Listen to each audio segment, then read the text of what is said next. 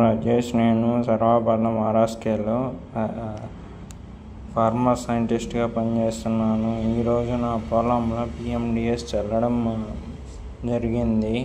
Urea కంటే PMDS చాలా ముఖ్యం. PMDS వల్ల పలు పోషకాలు విత్తనాలు వేయడం వల్ల ఆ విత్తనాలు మొలకెత్తడం వల్ల భూమికి ఆహారం అందుతుంది.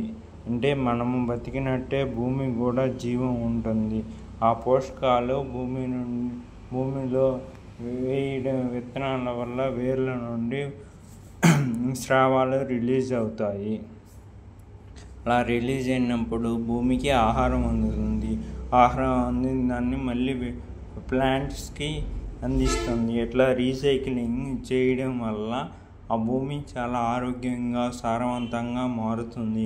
ఒకటి నేల ఆరోగ్యం బాగుంటుంది. తర్వాత దాని నుండి వచ్చే ఈల్డ్ మనకి ఇన్కమ్గా జనరేట్ అవుతుంది.